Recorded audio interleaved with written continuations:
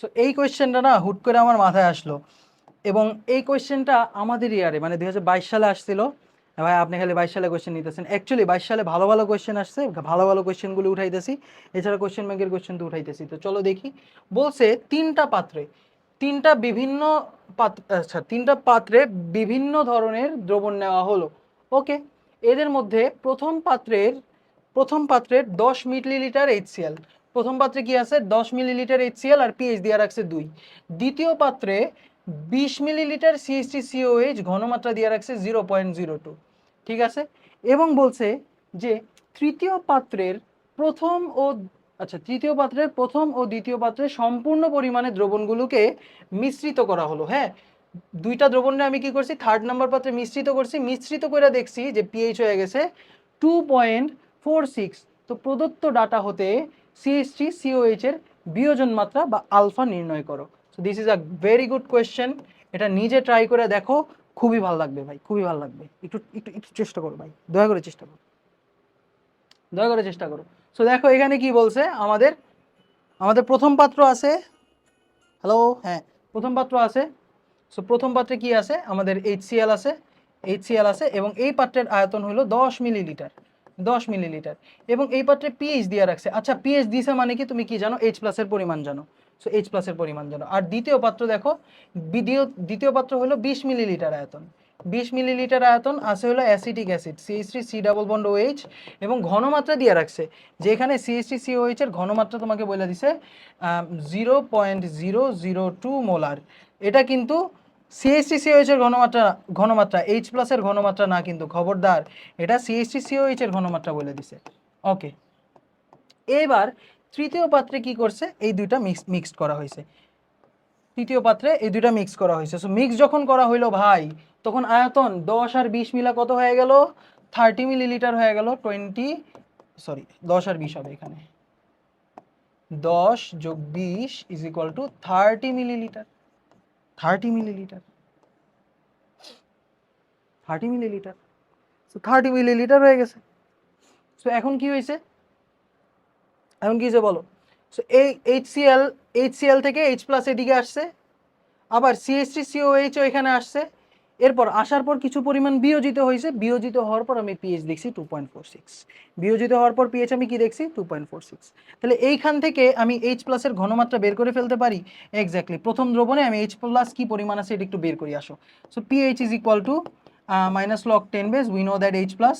So এইটা ওই পাশে চলে যাবে, এবং লগ থেকে যখন আমরা পাওয়ারে নেই তখন মাথার নিচের জন্য কি করে, পাশের জন্য কান দিয়ে উঠায় ফেলে, কান দিয়ে উঠায় ফেললো, তো এই মাইনাসটা এখানে চলে যাবে, ধুর দেখাই দিই, is equal to 10 to the power minus pH, 10 to the power minus pH বা 10 to the power -2 molar H প্লাসের শুরুর দিকে এই দ্রবণ থেকে আমি 10 to the power -2 molar H plus পাইতেছি।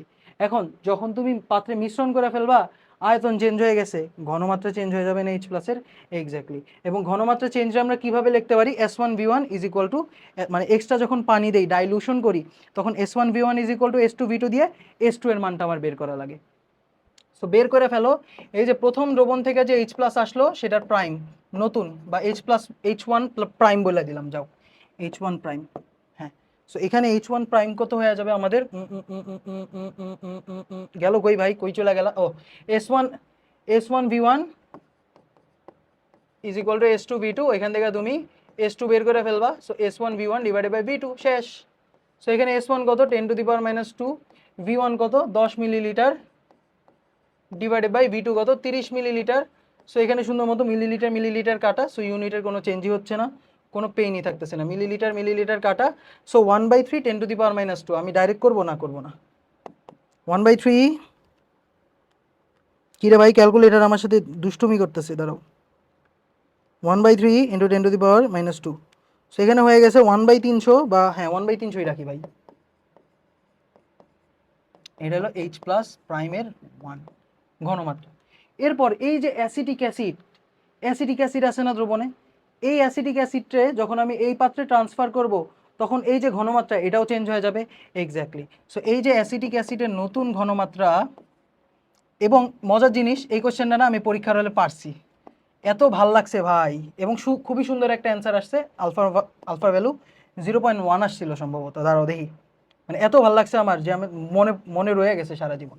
সো S1 ইন্টু V1 এর ভ্যালু কত কই ভাই, V1 কই? ও আচ্ছা আচ্ছা আচ্ছা, এই যে 20 millilitre divided by V2 30 millilitre. So করি 0.002 ইন্টু 0.002, হ্যাঁ, ইন্টু 20 ডিভাইডেড বাই 30 করো করো, কত আসে? 1.33 10 to the power minus 3 molar. এই যে অ্যাসিডিক অ্যাসিড বা এই যে সি এর ঘনমাত্রা পেয়ে গেছি নতুন, আর এখানে 1/300 এর ঘনমাত্রা পেয়ে গেছি, সব কিছু পেয়ে গেছি। এবার জাস্ট কি হবে ভাই, এদের মিক্সচার হবে, মিক্সচার হবে। তো দ্রবণে কি হইতেছে আমরা যদি একটু দেখি পরের পেজে গিয়া, পরের পেজে গিয়া দেখি, মুসলাম, এগুলি মুসলাম, তুইলা ফেলো, হোপফুলি বুঝা গেছো, তুইলা গেছো। এইবার কি হবে, এই যে CH3COH ওই কিছু পরিমাণ বিয়োজিত হবে, বিয়োজিত হইলো। তো শুরুতে সি ছিল, ধরো সি ছিল, 0 ছিল, 0 ছিল, পরে সি মাইনাস সি আলফা হইলো সাম্যাবস্থায়। আমরা বলি কি সি আলফা পরিমাণ কমে যায়, আর এখানে সি আলফা 1 মোল থেকে 1 মোল আসে, তো সি আলফা কমলে সি আলফা বাড়বে, এখানে সি আলফা বাড়বে। কিন্তু এখানে একটা ইস্যু আছে, এখানে একটা ইস্যু আছে, সেটা হলো যে এই যে এইচ প্লাসটা এখানে দেখতেছো, এটা তো CH3COH থেকে আসে এইচ প্লাস। এই যে এই এইচ প্লাসটাও কি আসবে না? এইচ প্লাসটাও কি আসবে না? অবশ্যই এই এইচ প্লাসটাও আসবে। সো এইখানে কিন্তু 1/300 মোলার অলরেডি আছে, 1/300 মোলার আছে। কারণ দেখো এই যে অ্যাসিড মানে এইচ প্লাস যে ত্যাগ করতেছে, এই বিক্রিয়াটা পুরাটা একটা পাত্রেই তো হইতেছে, একটা পাত্রেই হইতেছে। সো এই পাত্রে এই CH3COH অ্যাসিডিক অ্যাসিড থেকে তো এইচ প্লাস আসবেই, সাথে ওই যে HCl এর পাত্র থেকে এইচ প্লাস ওইটাও তো আসছে। সো এই দুইটা জিনিস আসছে একসাথে, দুইটা জিনিস একসাথে আসছে। সো হিসাব কিন্তু এই দুইটা জিনিসের সাথেই করতে হবে। এবার তুমি করো, করো যে মিশ্রণ করে আমি পিএইচ এর মান এত পাইছি। সো এই যে এই এইচ প্লাসের মান, এই যে এখানে এইচ প্লাসের ঘনমাত্রা, অ্যাকচুয়াল ঘনমাত্রা হয়ে গেছে সি আলফা প্লাস 1/300। এখন শর্ত মতে এইটুকের কারণে পিএইচ 2.46, এইটুকের কারণে পিএইচ কত? 2.46। শর্ত মতে এইটুকের কারণে পিএইচ 2.46। সো হ্যাঁ, পিএইচ 2.46। সো শর্ত মতে pH of the mixture is 2.46। তো সেক্ষেত্রে এই যে H প্লাসের ঘনমাত্রা হয়ে যাবে হলো 10 to the power minus pH, বা আমরা বলতে পারি 10 টু দি পাওয়ার মাইনাস 2.46। পেয়ে গেলাম, এই তো পেয়ে গেছি, এই তো পেয়ে গেছি C alpha plus 1/300 is equal to 10 to the power minus 2.46। আর এই সি কি? এই সি হলো আমাদের মিশ্রণে, এই যে মিশ্রণে সি প্রাইম CH3COH এর ঘনমাত্রা, এটা কিন্তু C prime, C prime. So এটা আমাদের দিয়া দিছে 1.33 10 to the power minus 4, 1.33 into 10 to, আমি পরে ক্যালকুলেট করি সব কিছু একসাথে। সো এখানে আলফার ভ্যালু হয়ে যাবে কত? 10 to the power minus 2.46 minus 1/300 divided by C. C এর ভ্যালু কত? সি এর ভ্যালু হলো 1.33 10 to the power minus 3। So 1.33 10 to the power minus 3। So calculate করি